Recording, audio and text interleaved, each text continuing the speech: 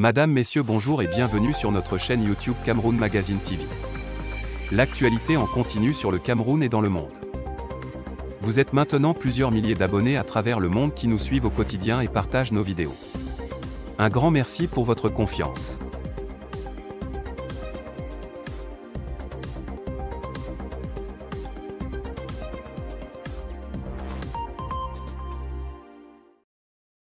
Abonnez-vous et cliquez aussi sur la petite cloche de notification pour ne rien rater de nos prochaines vidéos. N'oubliez pas de partager aussi la vidéo et de la liker. Liliane Gbokbinyé veut se défendre contre les allégations de soupçons de malversation financière que lui reproche le président de la FECAFOOT. L'ancien responsable du service marketing et relations sociales de la Football Association, limogé ce jeudi par Samuel Eto'o, a monopolisé son avocat. Autant dire que la réaction de Maître Dominique Fous sonne comme un avertissement. Voici le communiqué de Maître Dominique Fous. J'ai appris avec stupéfaction, par communiqué de presse de la FECAFOOT, le licenciement de ma cliente Madame Liliane Gbokbinyé ci-devant chef du département marketing et RCE de cette institution. Dans le communiqué du président de la FECAFOOT publié le 5 mai 2022, ma cliente, en repos maladie depuis plusieurs semaines, situation dont est informée la FECAFOOT, est traitée de fugitive et mise en demeure de restituer les clés de son bureau sous 72H.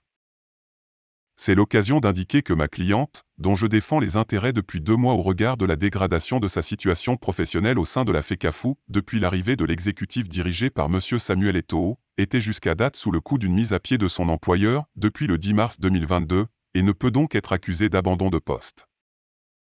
Il est important de rappeler que ma cliente a été régulièrement recrutée par appel à candidature internationale en avril 2020 à la FECAFOOT, où ses états de service sont éloquents, la relance de la dynamique des réseaux sociaux en collaboration avec le département de la communication, l'assainissement des relations de partenariat avec les sponsors titres Orange Cameroun, SAC et le Coq Sportif.